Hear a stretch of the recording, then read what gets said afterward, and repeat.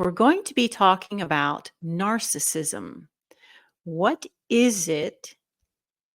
How does it affect you? And what do you do about it? Hold that thought.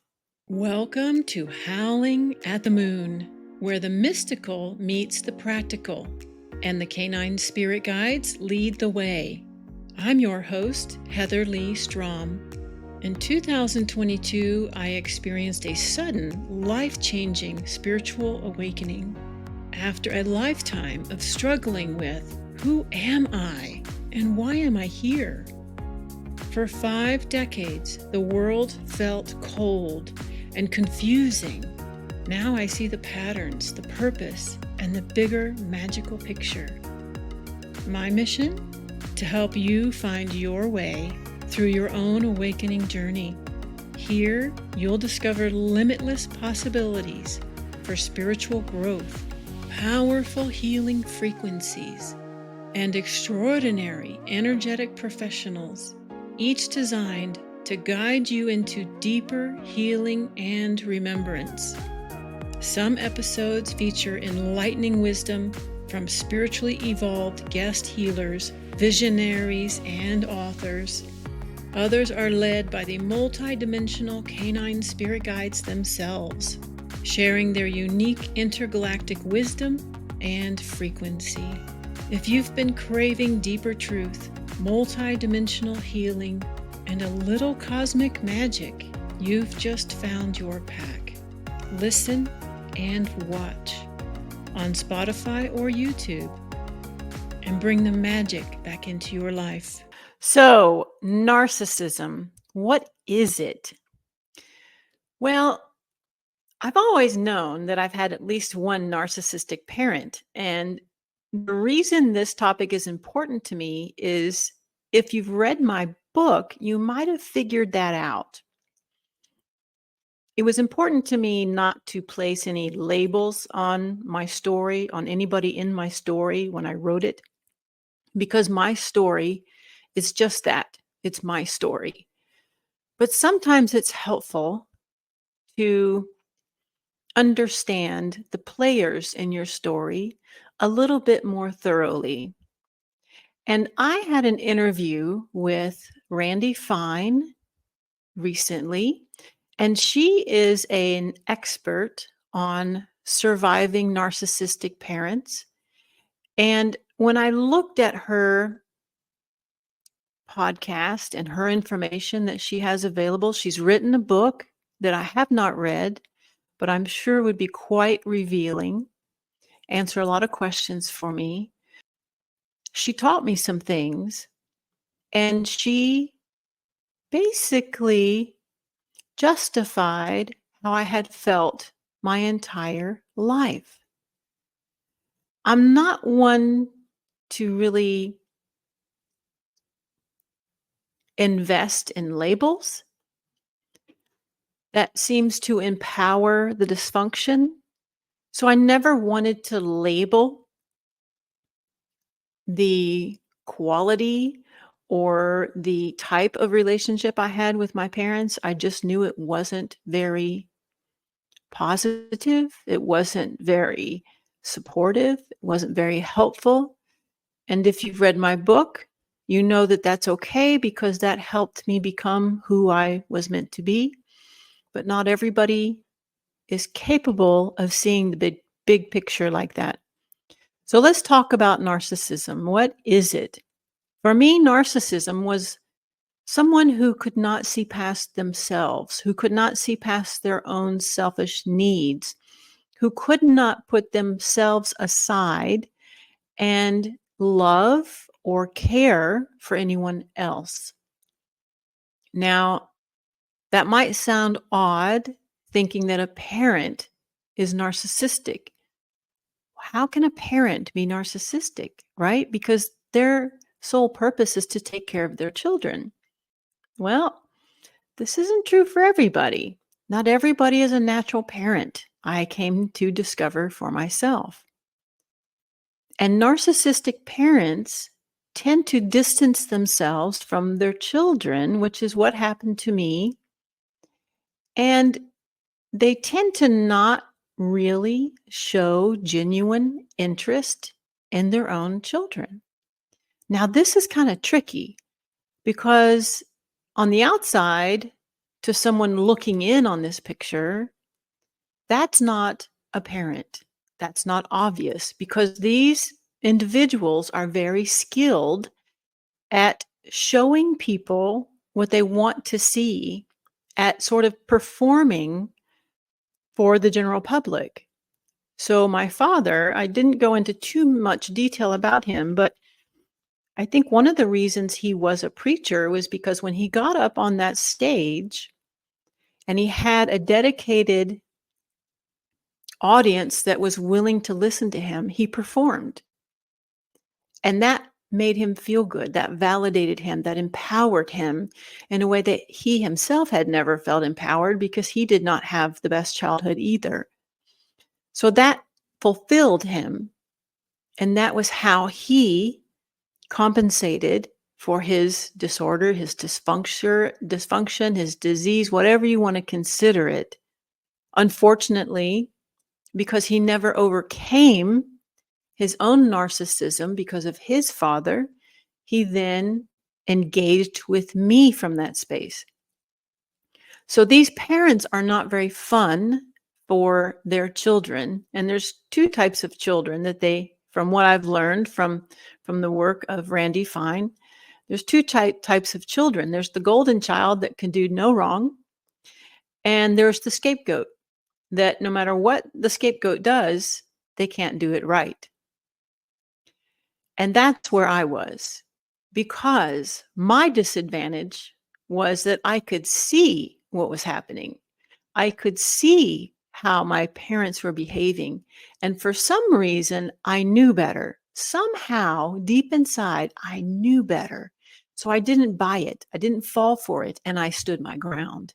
So because of this, I was shunned, so to speak, because I could see through the illusion. I could see through the veil. I could understand what they were doing, not necessarily cognitively.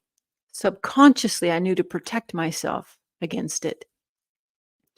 But this sets up a dynamic in the relationship between parents and children, because the parents don't ever, these narcissistic parents don't ever give their children their full attention. And as Randy Fine taught me, they aren't really capable of loving. She has an excellent podcast on this topic that answered so many of my questions and explained so much about what I experienced as a child. But these individuals are so wrapped into their own facade that they don't even know who they themselves are. And when you don't know who yourself is, you can't love yourself, which is one of the things that Anthea taught me. One of the reasons I struggled to love myself for so long was because I had no idea who I was. And once I received the healing from Anthea and I connected to my soul, which was what Oregon did for me, I finally understood who I was, and I was finally freed from that. Only then could I begin to love myself. Only then am I capable of loving other people. Just because you're a parent doesn't mean you're actually capable of unconditional love. You may tell yourself that, you may assume that you are, but you really, if you're narcissistic, there is no way that you can. So what does this mean for you? If you're in a relationship with anyone, doesn't have to be your parents, it could be a spouse, it could be a sibling, it could be a friend. You're never going to be the priority in their life, or at least you feel that way. And you feel like you're constantly beating your head against a wall because the more you say to them, hey, you can't treat me like this, the more they just push back. The more they tell you you're crazy, the more they tell you you're the problem. These individuals can't see themselves. They have such a veil around them that they literally cannot see themselves. So there's really no way to get through to them until they have such a catastrophic event in their life that they're willing to finally look. That's the only hope for them, in my experience, because I tried everything with my father. So the reason I felt this was important was because we get to the part now, what do you do about it? What can you do about it? Can you do anything about it? Are you stuck? What happens if someone in your life that's very important to you, critical to you, is narcissistic and will never love you? What do you do? And this story's in my book. I made that choice. I made the decision to look after me, to put myself first. And because of that, I was a black sheep of the family. I walked out because I had standards. I did not want to be treated that way. I knew I didn't deserve to be treated that way. I could feel that it was expected for me to act the same way they did, and that wasn't okay with me. So I decided to walk away. Now, not everybody can. It's hard. It's really hard. You have to have a very stiff upper lip. And that's in my book too. It's a cute little story. You have to be willing to do what's hard. And that's a whole nother conversation. The strength to do what's hard, even though you know it's going to be hard and you don't want to do it. But that's one option. And that's the option I took. The other option is to continue to engage in the relationship and just understand what it is. If you're honest with yourself and you know the rules going in, then you can do certain things to armor yourself against the relationship, to armor yourself against the other person, if you feel like you want to stay in that situation. I can't imagine that this is just me. Like, I just can't imagine staying in that situation, in that toxicity, and all that negativity, and not feeling loved and not feeling supported. I would rather be alone. And that's what I did. I walked alone for the majority of my life. But if you choose not to do that, you really do have to armor yourself against the other person. And there are many reasons why someone would choose to not walk away. If you're dependent on this person for survival, you can't walk away. If your life is in danger, if you break this relationship, you can't walk away, right? So there are times when we need to take care of ourselves, even though we can't leave the situation. And I think this is something the guides want to offer you. Yeah, they're sending in a message now because I wasn't sure why I was going to talk about this, but they want to offer you a shielding. If you should happen to find yourself in this situation where you're engaging with another person who's very confrontational, demeaning, negative energy, you just can't do anything right, or maybe you're being manipulated and you know it, but you don't know what to do about it. These are not loving relationships, no matter what they tell you. So if you find that you have to stay, even though you know, the guides wish to offer you a shielding for this very difficult place that you have chosen to stand. So, one thing that helped me to understand exactly what this was all about, because part of what I do is to look at things from the big picture. So, for me, it's not just about assigning a label to these type of people in my life. That's not the first thing I do. Now, because of my healing experience with the canine spirit guides, the first thing I do is say, what is this all about?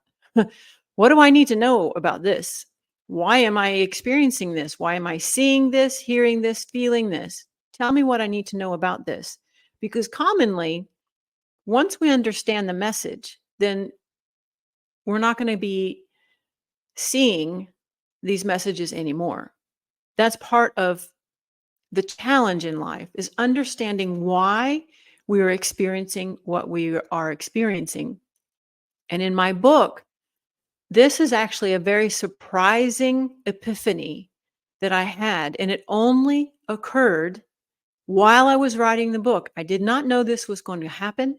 I did not know that so much of my father was going to be ingrained in that book. I had no idea, because I didn't know, even though he's passed now, he died, I don't know, somewhere around 2015, 2014, I don't know. But even though he has passed, I didn't know that I still carried around that energy of the relationship, even though consciously I thought I had forgiven him. So this was all a surprise to me. But what I learned as I dug in deeper to my depth, I learned the true reason why he was that way in my life. And that's what's so critical for us to understand. And this is even another point that Anthea brought up in the very beginning of the book. It's not about how people are treating you. It's about how you're treating yourself, and other people are reflecting that back to you. So even though this other person might be narcissistic, what is it about you that you need to know in this situation? To me, that's the epiphany. To me, that's how I finally healed in this situation. Was I got it. I finally saw why I was in this relationship, this very awful, negative, condescending relationship with my father that had absolutely no love in it whatsoever. I finally understood why and how, where and when it all started, and why, where it was coming from, what the purpose of it was. And it was trying to get my attention. It was giving me an opportunity to clear an energetic tie, an ancestral tie that I had agreed to take on. So if we look deeper into these situations, taking the teaching of the canine spirit guides from my book, and we don't just settle for, well, that person's just narcissistic. That person's just a jerk. I had the worst parents ever. And aren't they terrible? If we don't settle for that, and we really want to get into the why, then that's what the canine guides help us do. That's what I help my clients do. That's what I received when I was going through my healing with the canine guides. And you can apply this to anything in your life. It's not just about other people. Why are you sick? Why do you have a disease? Why do you keep having accidents? Why do you keep hurting yourself? Why do you seem to have bad luck? All of these are messages. All of these are calling to you to discover them, understand them, unravel them, and heal them. And once you get it, once you really dig in there and get into the depth of it, you don't even have to fully understand it. But like the guides say, just be willing to open it up and let it go. The canine guides are going to offer my members two things here regarding this topic. So if you wish to receive the energetic upgrade or the healing portion that goes with this topic, you'll want to join my membership program. I'll put the link in the detail. My members will be receiving the energetic upgrade or the energetic healing that goes with this topic today. If you wish to receive the Canine Guides gift that will help you in this very situation, number one, help you see and access what you need to know about this very situation, and also give you a clear armoring to protect you in this type of scenario in case you cannot leave. So they're going to offer 2 different upgrades, energetic shifts, maybe even some shielding. I don't know until we start it. But for my members, they will be receiving that for this call. If you wish to receive it, just join my membership and you'll be able to receive all of the energetic upgrades that the Canine Guides have to offer for all of my podcasts. Thank you for joining me today. The healing session for this episode with the Canine Spirit Guides is now available exclusively through my subscriber portal on Substack. These energetic downloads are sacred transmissions, and by moving them to a dedicated space, I can connect more intentionally with those of you who feel called to receive them. It also helps me get to know you a little better so that I can more effectively serve and support this growing community. If you'd like to access the healing frequencies of this episode's Canine Spirit Guide and future transmissions, just head over to my Substack at heatherleighstrom.substack.com and become a subscriber. Whether you join us there or simply tune in here, the Canine Spirit Guides and I are so grateful to share this path with you. And be sure to stay put because there might be more coming on this podcast. Look in the chat for the link to Randy Fine's website and book so you can check out more information on narcissistic parents if you'd like for yourself. Thank you for watching. Love ya.